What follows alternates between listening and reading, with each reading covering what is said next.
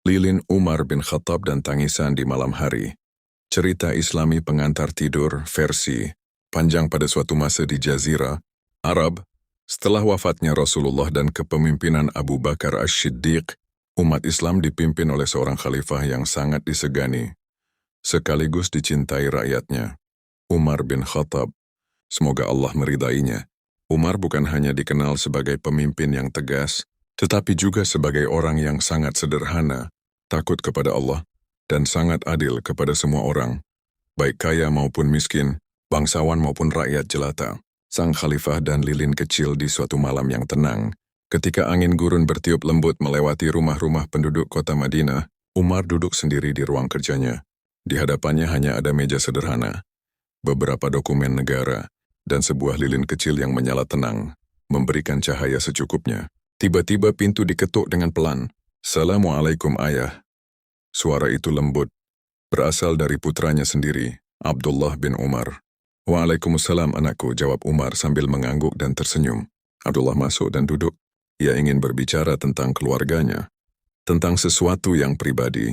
Namun yang mengejutkannya, Umar segera memadamkan lilin yang menyala di atas meja, dan menggantinya dengan lilin yang lain dari rak kecil di sudut ruangan. "Ayah, kenapa memadamkan lilin itu?"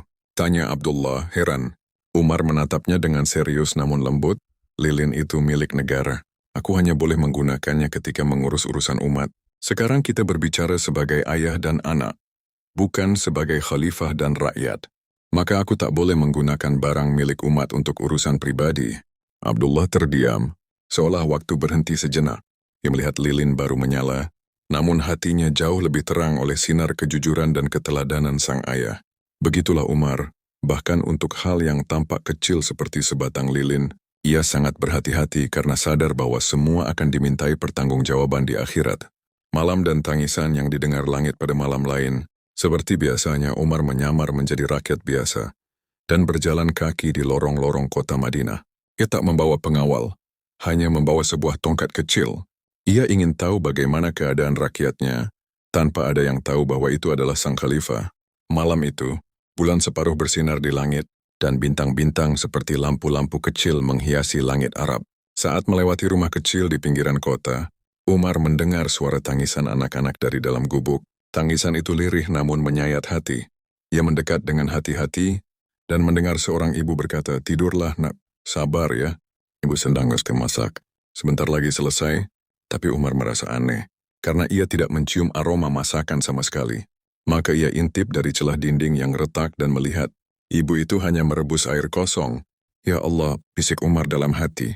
Anak-anak itu menunggu makanan yang tak kunjung ada. Ibu itu berpura-pura memasak agar anak-anaknya bisa tertidur karena harapan palsu yang menenangkan mereka. Ia tidak punya apa-apa untuk dimasak. Umar segera kembali ke gudang makanan milik negara. Ia memanggul sendiri karung besar berisi tepung, minyak, kurma, dan bahan makanan lainnya. Pengawalnya yang mengetahui hal itu berkata, "Wahai Amirul Mukminin, biar aku yang memikulnya." Namun Umar menjawab dengan suara tegas, "Apakah kau akan memikul dosa-dosaku di hari kiamat nanti jika aku lalai? Ini tanggung jawabku sebagai pemimpin." Dengan langkah tegap namun hati yang penuh iba, Umar kembali ke rumah ibu miskin itu. Ia sendiri yang memasakkan makanan, meniup api di tungku, dan menenangkan anak-anak itu. Saat makanan sudah tersaji, anak-anak itu tersenyum dan tertawa bahagia. Umar duduk dari jauh dan berkata kepada pengawalnya, "Aku tidak akan pergi dari sini sebelum melihat mereka tertawa, seperti yang tadi kulihat mereka menangis." Subhanallah, hati Umar begitu besar, penuh kasih sayang, dan sangat bertanggung jawab. Ia tidak hanya menjadi pemimpin, tetapi juga ayah bagi semua rakyatnya. Penutup yang menenangkan dan malam pun beranjak semakin larut. Bintang-bintang masih berjaga di langit, menyaksikan betapa tulusnya seorang pemimpin bernama Umar bin Khattab. Ia tidak hidup dalam kemewahan. Bajunya penuh tambalan. Makanannya sederhana. Namun keadilan dan cintanya kepada rakyat menjadi cahaya yang menyinari dunia.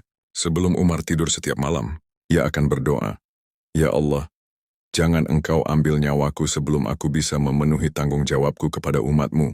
Dan kini kisah itu bisa kita kenang sebagai pelajaran, bahwa menjadi pemimpin bahkan untuk diri sendiri, harus dimulai dari kejujuran, ketulusan dan rasa takut kepada Allah. Selamat tidur.